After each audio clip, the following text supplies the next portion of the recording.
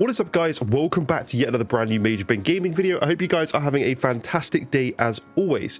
Today in this video, we're talking about a developer that's now come out and talked about PlayStation 5 Pro and what they are specifically doing with the game that is special for PlayStation 5 Pro, but also we're going to talk about some of the other developers that Sony talked about. We did touch on it in a previous video, but I feel like it'd be a good idea to read through a big list of developers and what they are saying about PlayStation 5 Pro, because so far it seems incredibly positive and there doesn't seem to be much negativity from actual developers, which is what matters, around PlayStation 5 Pro. Obviously with the whole Series S 2 SKU thing, it's always been in the problem for them, and that's kind of caused issues for the Series X. But in this case, because the base console is the powerful one, and then you've got the Pro even higher than that, rather than Xbox where you've got the powerful console and then the tier below, it just doesn't work so well. But anyway, we're talking about Dragon Age the Veilguard, which is a game I'm actually pretty excited for. I've seen some people criticize this game, but from what people have said, like Luke Stevens, who's gone to like an event and actually tried the game himself, he said the first like 7 hours that they were allowed to play, which is a huge amount of time if you think about it,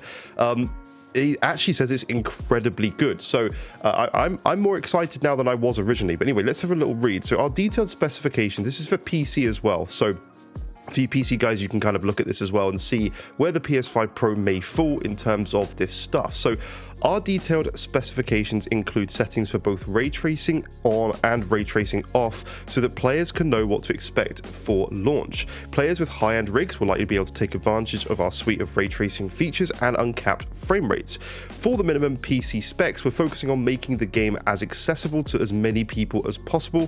For consoles, PlayStation 5 and Xbox Series X and S, there will be fidelity and performance modes targeting 30 and 60 FPS respectively. Dragon Age the Veilguard will also be specifically enhanced for PlayStation 5 Pro. Check out a quote from our technical director below.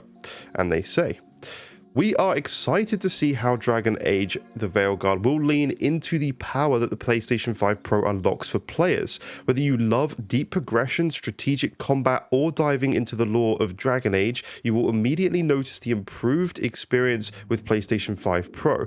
The game's fidelity and performance modes will both see improvements on the hardware, including improved resolution in 30 FPS fidelity and 60 FPS performance modes. Additionally, there will be various improved visual settings across 30 FPS fidelity and 60 FPS performance modes.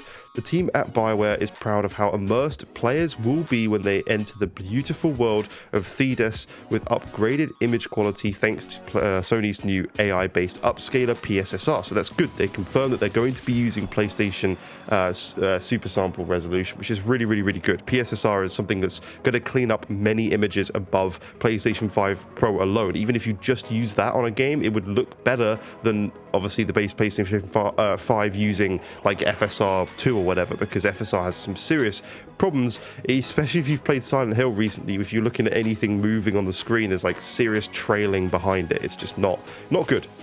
We've enabled ray tracing ambient occlusion RTAO in the 60 FPS performance mode, which was previously only available on the base PlayStation 5 with 30 FPS fidelity mode. Now, it's very difficult to see because this RT on PC here is going to be better. Obviously, this is just the PlayStation 5 Pro is just RTAO. I would imagine this is going to have various different types of RT. It's kind of difficult to say without seeing the game, but I would say PlayStation 5 Pro should be up here between sort of these two areas. I would think like selective is maybe just RTAO. I don't know what selective means.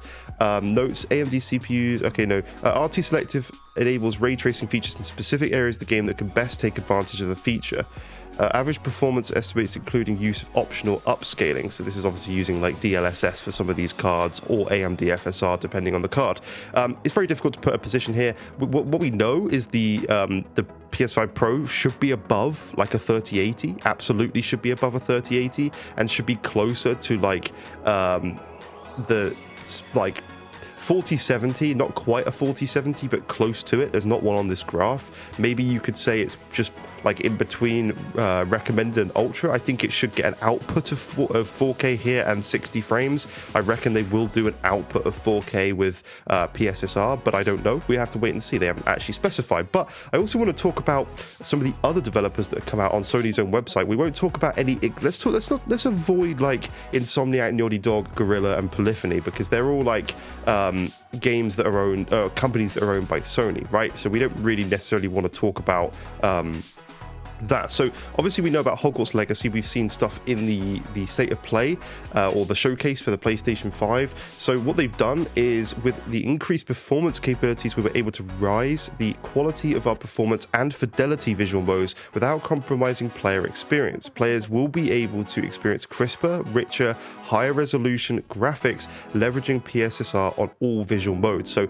not only is it better graphics, it's richer and crisper in both modes. It's using PSSR, which again is going to give you a better image overall than FSR. Even if you just use that, you are going to see improvements because it's so much better than FSR, and Digital Foundry have confirmed that. The additional GPU performance power allowed us to ramp up our fidelity ray tracing visual mode to present the game in a new light. Players will notice new visual reflections and ray trace shadows in all environments. That's the thing. Like, people saying that 30 FPS, it sucks that it still has that mode. Of course it's still going to. They're going to like enhance it further. Obviously the PS5 Pro is not going to do 60 frames at ultra PC settings at 4K. It's just not that powerful. It's very powerful, but it's not going to do that. So there is still going to be some enhancements on PC that they can squeeze out of the PS5 Pro in a 30 FPS mode with higher ray tracing features. We may even see path tracing in certain games in the future. Who knows? Probably not. Maybe like a 2D game or something, but who knows? From the gorgeous indoor reflections around the Hogwarts Castle Great Halls and its classroom, the detailed shadows around the Hogsmeade shops and the rich water reflections around the Black Gate, to the mysterious shadows around the Forbidden Forest, Hogwarts Legacy continues to show that magic is everywhere. Capcom, Dragon's Dogma 2 will benefit from the new power of PS5 Pro, PlayStation Spectral Super Resolution, and new ray tracing technology allowing improved frame rates. We know that this thing is probably not going to be a locked 60. From what Digital Foundry said, it's going to be like around 50 FPS, between 50 and 55 in the busy towns, which if you've got a VRR display, it's going to clean that right up and you'll just see 60 FPS on your TV. So to me, personally, I have a VRR screen. This is 60 FPS to me now. We'll test it on the day and stuff, but let's see. So for Resident Evil Village, we've added 120 FPS gameplay to provide the best possible user experience on PlayStation 5 Pro. This is awesome to me. I can't wait to dive back into this game. Thanks to this major performance boost, the unique and memorable cast of characters look even more realistic, adding greatly to the scare factor, and the action scenes have much more punch than ever before. The beautiful and haunting world of Resident Evil Village uses the power of PlayStation 5 Pro for ultra high resolution technology, painting a vividly realistic picture that allows for the highest sense of immersion. This is one I'm going to dive back into 100%. It sounds awesome. I want to know if there's like a 120 FPS mode and a 60 FPS mode, and maybe the 60 FPS mode is enhanced further. I don't know. I can't remember the resolution that it already was on console. In fact, let's look. PS5 Resident Evil Village resolution. It's 4K 60 already. Yeah, okay. So basically you're going to get 4K 120 on that because, yeah, awesome. That's so good. Resident Evil 4 is a survival horror game with a ton of gameplay variety built around the concept. Survival is just the beginning. On PlayStation 5 Pro, the game runs a higher frame rate, making the dynamic action even more intense. Resident Evil 4 also uses the power of PlayStation 5 Pro for the ultra high resolution technology, painting vividly realistic imagery, brimming with detailed environments and more natural and beautiful visual effects than ever before. Excuse me, I'm tired today. Yeah, but I don't know what, like, we're already at a good resolution for this game. Already looked really good and already ran at 60, so it does say higher FPS, doesn't say 120, but who knows? EA's talked about the Veilguard. We've just talked about that. Now there's more details about the Veilguard. Yeah, there's various games here we can talk about. There's so many titles, and I suggest you guys go read this for yourself. You can pause the video here and read each one. Rise of the Ronin is another one that I wouldn't mind diving back into, actually, because that game was a little bit, like, not quite so crisp and clean as I wanted it to be. But there are a lot of companies, as you can see by this list, talking about PlayStation 5 Pro and the enhancements they've been able to get out of this thing, how much better games look.